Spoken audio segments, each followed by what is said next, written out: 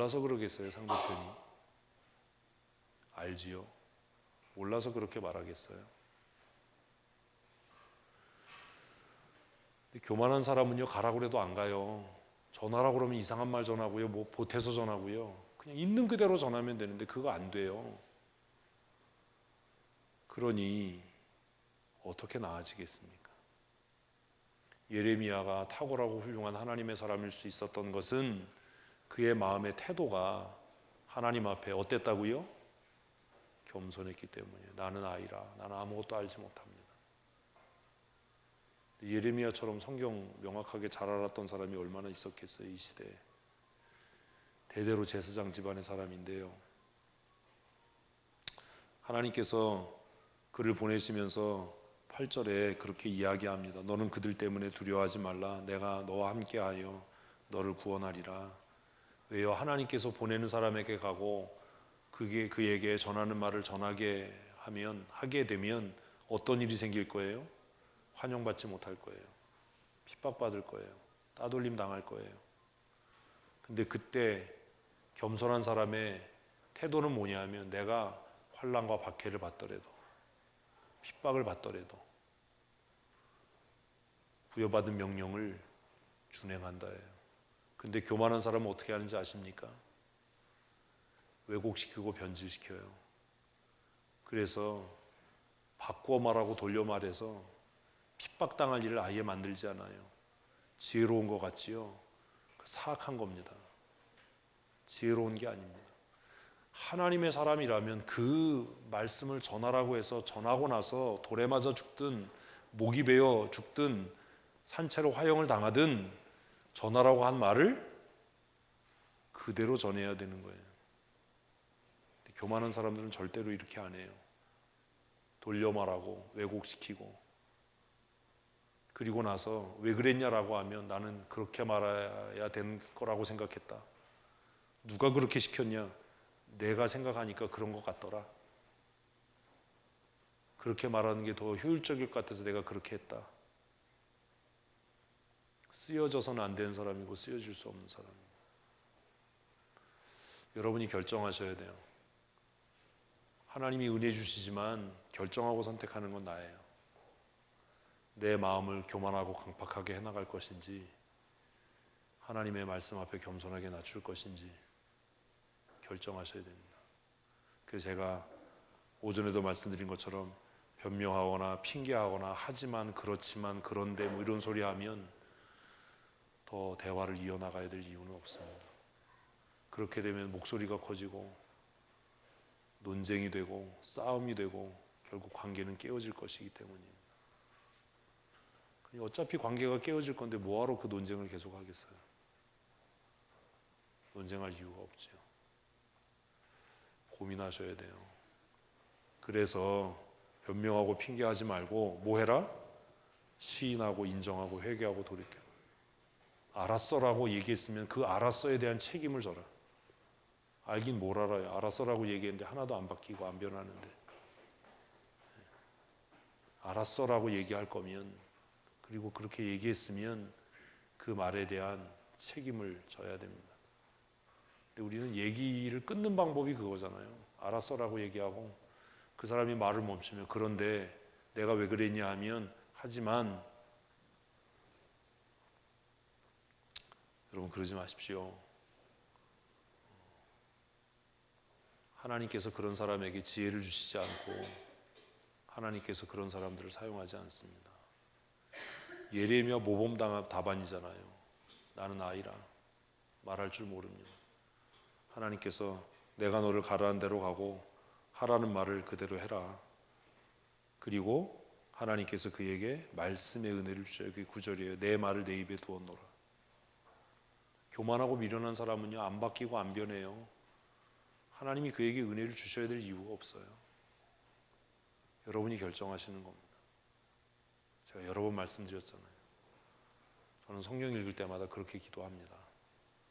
하나님 깨닫게 해주십시오. 가르쳐 주십시오. 그리고 저는 그렇게 생각해요. 뭔가 이야기하고 싶을 때 내가 아는 거 저 사람도 알고 있을 거야.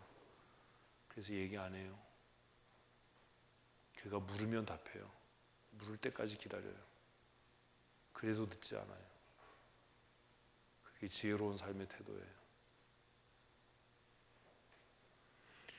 예레미야에게 두 가지 환상을 보입니다. 하나는 살구나무 가지를 보입니다. 살구나무 가지라는 단어가 심판이라는 단어, 재앙이라는 단어와 발음이 비슷합니다. 임박한 심판이죠. 그 심판은 북쪽에서부터 행해질 겁니다. 북방의 나라들을 통해서 하나님께서 이스라엘을 치실 겁니다. 그러니 예레미야는 허리를 동이고 대장부처럼 담대하게 임박한 하나님의 심판을 선포해야 합니다. 근데 그 일을 할 때 뭐 하지 말라고요? 관계가 깨어질까봐, 핍박당할까봐 두려워하지 말라는 겁니다. 그래서 그 얘기가 또 17절에 반복됩니다. 그들 때문에 두려워하지 말라. 내가 그들 앞에서 두려움을 당하지 않게 할 것이다. 아주 사악한 사람들은 스스로 두려움을 피해요. 관계가 깨질까봐 완곡하게 얘기하고, 변질시켜서 얘기하고, 피해서 얘기하고, 돌려서 얘기해요. 그리고 스스로 자기가 참 지혜롭다고 생각하지만 하나님의 심판을 피하지는 못할 겁니다. 정면 돌파를 하십시오. 아무도 아멘을 안 하네. 힘드시죠? 하나님께서 주신 말씀을 가감없이 변질시키지 말고 왜곡하지 말고 그 말씀을 있는 그대로 전해야 되고, 듣지 않으면 관계를 끊어야 됩니다. 아주 인본적인 태도가 우리에게 많아요. 그렇게 하면 상처받으면 어떡하지? 그걸 왜 내가 책임집니까? 하나님이 하실 일이지. 내가 하나님입니까? 그렇게 얘기하면 그 사람 교회 안 나오면 어떡하지? 교회 나오면 뭐합니까? 어차피 지옥 갈 건데. 내가 하나님입니까? 있는 말씀 그대로 전하면 회개하게 하든지 멸망하게 하든지 하실 분은 내가 아니라 뭐예요? 하나님이에요. 그게 얼마나 교만한 거예요. 내가 부드럽게 얘기하면 그 사람이 교회 안 떠나고 회개합니까? 근데 그게 교만이라고 생각을 못 한다니까요. 인본주의자들은 자기가 배려해서 그렇게 얘기한다고 생각해요. 오히려 그건 회개할 수 있는 기회를 빼앗는 거예요. 얼마나 악한 일이에요. 제가 여러 번 다시 말하지만 여러분 이거 잘 못 지킬 겁니다. 왜냐하면 절대로 자기가 교만하다고 생각 안 하거든요. 그런 사람들은. 내가 교만한 사람이구나. 이게 깨달아져야 변하고 회개가 있는데, 이렇게 아무리 얘기해도 에이씨 이러고 나는 뭐 안 교만해 이러니 그게 뭐 해결이 되나요? 안 나지죠. 1장은 예레미야의 소명입니다. 2장 읽습니다. 여호와의 말씀이 내게 임하니라. 이르시되 가서 예루살렘의 귀에 외칠지니라. 여호와께서 이와 같이 말씀하시기를 내가 너를 위하여 내 청년의 때의 인애와 내 신혼의 때의 사랑을 기억하노니 곧 씨 뿌리지 못하는 땅 그 광야에서 나를 따랐음이라. 이스라엘은 여호와를 위하여 성물 곧 그의 소산 중 첫 열매이니 그를 삼키는 자면 모두 벌받아 재앙이 그들에게 닥치리라. 여호와의 말씀이라. 야곱의 집과 이스라엘의 집 모든 족속들아 여호와의 말씀을 들으라. 나 여호와가 이와 같이 말하노라. 너희 조상들이 내게 무슨 불의함을 보았기에 나를 멀리하고 가서 헛된 것을 따라 헛되이 행하였느냐. 그들이 우리를 애굽의 땅에서 인도하여 내시고 광야 곧 사막과 구덩이 땅 건조하고 사망의 땅 사람이 그곳으로 다니지 아니하고 그곳 사람 거주하지 아니하는 땅을 우리가 통과하게 하시던 여호와께서 어디 계시냐 하고 말하지 아니하였다. 내가 너희를 기름진 땅에 인도하여 그것의 열매와 그것의 아름다운 것을 먹게 하였거늘 너희가 이로 들어와서 내 땅을 더럽히고 내 기업을 역겨운 곳으로 만들었으며 제사장들은 여호와께서 어디 계시냐 말하지 아니하였으며 율법을 다루는 자들은 나를 알지 못하며 관리들도 나에게 반역하며 선지자들은 바알의 이름으로 예언하고 무익한 것들을 따랐니라. 그러므로 내가 다시 싸우고 너희 자손들과도 싸우리라. 여호와의 말씀이라. 너희는 깃딤 섬들에게 건너가 보라. 게달에도 사람을 보내 내가 일이 있었는지를 자세히 살펴보라. 어느 나라가 그들의 신들이 신이 아닌 것과 바꾼 일이 그러나 나의 백성은 그의 영광을 무익한 것과 바꾸었도다. 너 하늘아 이 일로 말미암아 놀랄지어다. 심히 떨지어다. 두려워할지어다. 여호와의 말씀이라. 내 백성이 두 가지 악을 행하느니 곧 그들이 생수의 근원인 나를 버린 것과 스스로 웅덩이를 판 것인데 그 물을 가두지 못할 터진 웅덩이니라. 이스라엘이 종이냐 시종이냐 어찌하여 포로가 되었느냐. 어린 사자들이 그를 향하여 부르짖으며 소리를 질러 그의 땅을 황폐하게 하였으며 그의 성읍들은 불타서 주민이 없게 되었으며 놉과 다베네스의 자손도 내 정수를 상하게 하였으니 내 하나님 여호와가 너를 길로 인도할 때에 내가 그를 떠남으로 이를 자취함이 아니냐. 내가 시올의 물을 마시려고 애굽 어찌 됨이며 또 내가 그 강물을 마시려고 아수로 가는 길에 있음은 어찌 됨이냐. 내 악이 너를 징계하였고 내 반역이 너를 책망하리라. 그런즉 내 하나님 여호와를 버림과 내 속에 나를 경외함이 없는 것이 고통인 줄 알라. 주 만군의 여호와의 말씀이라. 내가 옛적부터 내 멍에를 꺾고 내 결박을 끊으며 말하기를 나는 순종하지 아니하리라 하고 모든 높은 산 위에서와 모든 푸른 나무 아래서 너는 몸을 굽혀 행함하였다. 내가 너를 순전한 참 종자 곧 귀한 포도나무로 심었거늘 내게 대하여 이방 포도나무의 악한 가지가 됨이 어찌 됨이냐. 주 여호와의 말씀이니라. 내가 잿물로 스스로 씻으며 내가 많은 비누를 쓸지라도 내 죄악이 내 앞에 그대로 있으니 내가 어찌 말하기를 나는 더럽히지 아니하였다 바알들의 뒤를 따르지 아니하였다 하겠느냐. 골짜기 속에 있는 내 길을 내 행한 바를 알 것이니라. 발이 빠른 암낙타가 그 길을 같으며 너는 광야에 익숙한 그들의 성욕이 일어남으로 헐떡거림 같도다. 그 발전기에 누가 그것을 막으리요. 그것을 찾는 것들이 수고하지 아니하고 그 발전기에 만나리라. 내가 또 말하기를 내 발을 제어하여 벗은 발이 되게 하라. 목을 길게 했으나 오직 너는 말하기를 아니라 이는 헛된 말이라. 내가 이방 신들을 사랑하였은즉 그들을 따라하겠노라 하였도다. 도둑이 붙들리면 수치를 당함같이 이스라엘 집 곧 그들이 왕들과 지도자들과 제사장들과 선지자들이 수치를 당하였느니라. 그들이 나무를 향하여 너는 나의 아버지라 하며 돌들을 향하여 너는 나를 낳았다 하고 그들의 얼굴을 내게로 향하지 아니하고 그들이 환난을 당할 때 이르기를 일어나 우리를 구원하소서 하리라. 너를 위하여 내가 만든 내 신들이 어디 있느냐. 그들이 내가 환난을 당할 때 구원할 수 있으면 일어날 것이라. 유다여 너의 신들이 너의 성읍수와 같다. 너희가 나의 대항함이 어찌 됨이냐. 너희가 다 내게 잘못하였느니라.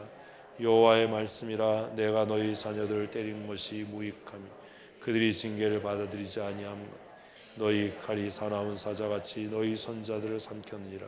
너희 이 세대의 여호와의 말을 들어보라. 내가 이스라엘에게 광야가 되었느냐 캄캄한 땅이 되었느냐. 무슨 이유로 내 백성이 말하기를 우리는 노였으니 다시 주께로 가지 아니하겠다는 처녀가 어찌 그의 폐물을 입겠느냐. 신부가 어찌 그의 예복을 입겠느냐. 오직 내 백성은 나를 잊었나니 그 날수는 셀 수 없거늘 내가 어찌 사랑을 얻으려고 내 행위를 아름답게 했느냐.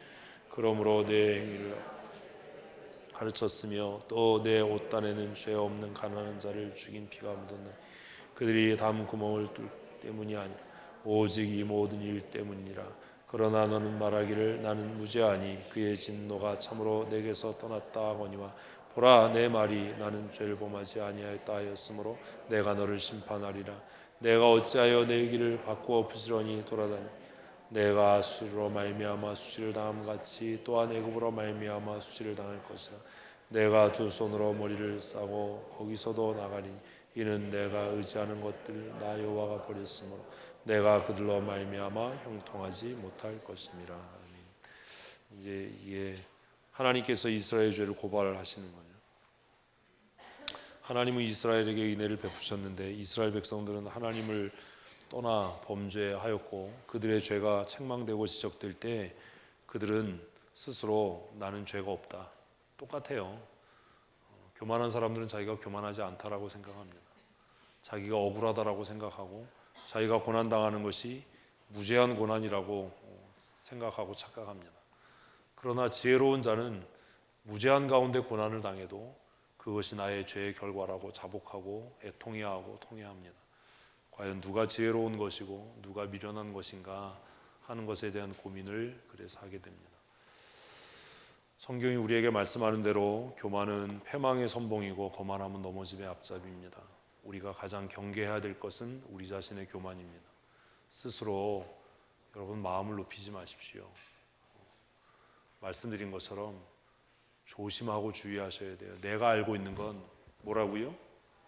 남들도 다 알아요. 이렇게 생각하면 잔소리할 게 없어요. 얼굴 바로 잡겠다고 자꾸 그럽니까? 다 아는데, 다 알고 그렇게 하는데, 어쩌면 상대편은 그걸 다 알고 나보다 한 수 위여서 다른 수를 두고 있는지 어떻게 압니까? 그러면 내가 했던 말이 얼마나 수치스럽고 부끄럽겠습니까? 그러니 스스로 지혜 있는 채 하지 마십시오. 하나님 앞에 마음을 낮추시고 자꾸 무언가 이야기하고 싶을 때 머릿속에 떠오르십시오. 뭐라고요? 내가 아는 거 남도 다 알아. 내가 아는 거 남도 다 알아. 내가 이건 꼭 얘기해서 바로 잡아야 되고 꼭 저 사람 어떻게 해야 돼. 그렇게 생각하지 마세요. 저도 옛날에 그렇게 생각해서 바로 잡으려고 하고 뭐 다투고 싸워서라도 그렇게 하려고 했는데 하나님께서 하시지 않으면 어떻게 그게 되겠습니까? 그래서 하지만 그렇지만 그런데 이런 소리 하면 더 얘기해야 될 필요도 없는 거고 얘기할 만한 이유도 없는 거고 그냥 내버려 둬야 돼요. 그래서 그냥 그 미련함 가운데 죽든지 하나님께서 특별한 은혜 주셔서 회개하고 돌아서든지 하나님께 맡기고 하나님께서 우리에게 주신 부르심의 소명을 따라 그렇게 살아야 되지 않을까. 요즘에 그런 생각을 참 많이 합니다. 안 고쳐지는 것 같아요. 여러분 스스로가 여러분 자신을 돌아보십시오. 나는 내 죄와 책망과 잘못이 지적될 때 정말 회개하고 돌이키고 뉘우치고 다시는 똑같은 일을 안 하려고 애쓰는가, 아니면 여전히 하지만 그렇지만 그런데 라고 얘기하면서 억울한 마음을 갖고 왜 나만 이래야 되나라는 생각을 갖고 있는지 그것만 생각해 봐도 내가 겸손한 사람인지 교만한 사람인지 명확하게 드러나게 될 겁니다. 성경은 우리에게 한결같이 하나님은 거만한 자를 물리치시고 겸손한 자를 긍휼히 여기시고 스스로 지혜 없다고 여기는 자에게 지혜를 더하시고 스스로 자신의 무능을 고백하는 자를 강하게 하시고 능하게 하신다라고 말씀합니다. 그러니 사람 앞에서 하나님 앞에서 우리의 마음을 높이지 말고 겸손하게 낮아져서 순간마다 때마다 지혜를 더하시고 능력을 더하시는 하나님의 은혜를 덧입는 믿음의 사람이 되셨으면 좋겠습니다. 여러분 인간적으로도 잘난 척하고 막 똑똑한 척하는 사람하고 있는 게 편하세요? 좀 어수룩하고 모자란 것 같이 하는 사람하고 있는 게 편하세요? 예? 누군가에게 편하고 푸근한 사람이 되어야 되지 않겠습니까? 우리가 코미디언이나 개그맨을 좋아하는 이유는 똑똑한데 바보스러워서가 아니에요. 그렇죠? 우리의 마음을 낮추고 한 주간 하나님의 은혜를 사모하기 위해 기도의 자리에 나오시고 우리의 교만함을 하나님 앞에 회개하고 하나님의 은혜를 하나님께서 주시는 지혜를 덧입는 그런 한 주간이 되었으면 좋겠습니다. 내일 우리 이현정 집사 아버님 허리 수술하시는데 위에서 기도해 주시고 박정배 권사님도 수술하실 겁니다. 어르신들이 여기저기 아픈 데가 많아서 편찮으신 분들이 많은데 박정배 권사님 수술 이후에 또 건강 회복하실 수 있도록 위에서 기도해 주시고 우리 김정수 권사님도 계속 몸이 안 좋으신데 하나님께서 은혜를 더하시도록 김기준 장로님은 교회에 오시고 싶으시대요. 예배에 참석하시고 싶으시대요. 그게 가장 복이죠. 천국 가는 날까지 예배 자리에 나올 수 있다는 것. 제가 늘 그런 생각합니다. 누군가는 그토록 생명의 심지가 꺼져가는 것을 느끼면서도 예배의 자리를 사모하고 그 예배에 가기를 원하는데 누군가는 그 예배를 등한히 여기고 타성과 습관에 젖어서 그렇게 예배하는 이런 아이러니, 참 인생은 참 그래서 불공평하다라는 라는 생각을 합니다. 그러나 인생이 불공평하지만은 않은 것은 마지막 하나님의 심판이 있기 때문입니다. 아무도 아멘을 안 하시지만 저는 믿습니다. 억울한 일 당해도 원수 갚지 마시고, 속상한 일 있어도 반드시 되갚지 마시고 하나님의 공의의 심판에 맡기십시오. 그러면 하나님께서 우리가 원수 갚는 것보다 더 명확하고 분명하고 확실하게 그리스도의 심판의 날에 각기 말한 대로와 행한 대로 갚으실 줄로 믿습니다. 굉장히 중요한 거예요. 인생은 참 불공평해 보이지만 하나님의 심판이 있기 때문에 공정하고 공평한 겁니다. 그래서 뭐가 복일까라는 생각을 해봤어요. 사지 멀쩡하고 육신 건강해서 습관적으로 예배 자리에 나오는데 그 예배가 사모함이 없고 타성에 젖어 사는 삶이 복된 삶일까? 병들어 예배의 자리를 사모하고 예배당에 나가기를 정말 사모하는데 예배당에 나갈 수 없어서 안타까워하고 그 예배의 자리를 그리워하는 게 더 나은 삶인가? 인생은 참 불가사의하다. 그러나 그 삶이 헛되지 않은 것은 말씀드린 대로 마지막 하나님의 심판이 있기 때문입니다. 겉으로 보여지는 게 전부가 아니고 또 들려지는 게 전부가 아니라 예수 그리스도의 재림의 날, 우리가 하나님의 심판대 앞에 서는 날 모든 것들이 다 드러나게 될 것이고 우리의 믿음의 진가도 드러나게 되리라고 생각합니다. 김기준 장로님 위해서 기도해 주시고 병상에서 예배의 자리를 사모하고 교회를 그리워하는 그 마음에 하나님께서 성령의 위로하심과 하나님의 나라의 소망과 부활의 소망이 날마다 새로워질 수 있도록 잊지 마시고 기도하실 때 함께 위에서 기도해 주시기를 부탁을 드리겠습니다. 기도하시겠습니다. 하나님, 예레미야를 이제 한 주간 동안 기도해야 하면서 함께 읽고 묵상하려고 합니다. 우리의 마음의 교만함을 불쌍히 여기시고 우리의 교만한 마음을 꺾으시고 우리의 강팍한 마음을 깨트리시고 완악한 마음을 녹이셔서 하나님께서 우리를 부르실 때에 예레미야처럼 나는 아이라 아무것도 말할 줄 모르는 무익한 종입니다 고백하며 하나님께서 우리 입에 담아주신 하나님의 말씀만을 증거하고 선포할 수 있는 믿음의 사람으로 살아가게 하여 주시옵소서.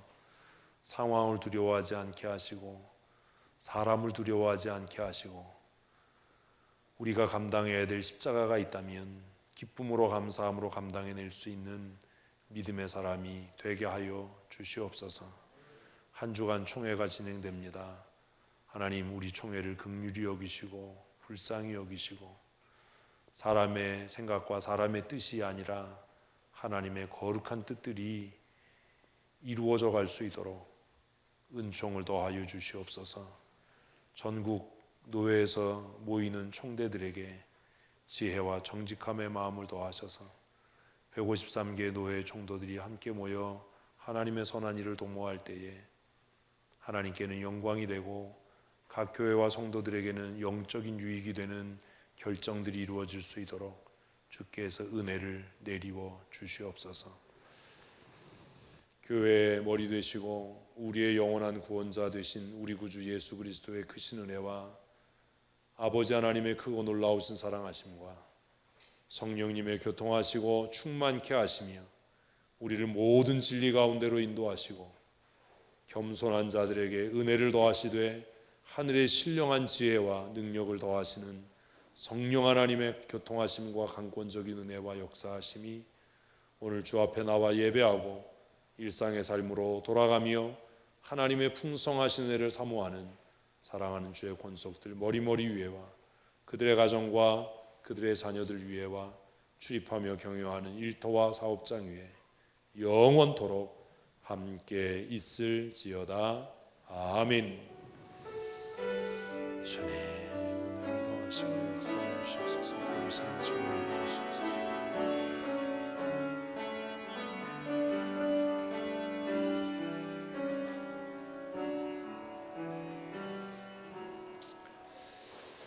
주일의 모든 예배를 마쳤습니다. 우리 주위에 계신 분들과 인사하십시다. 한 주간 말씀으로 승리합시다. 기도의 사람 됩시다.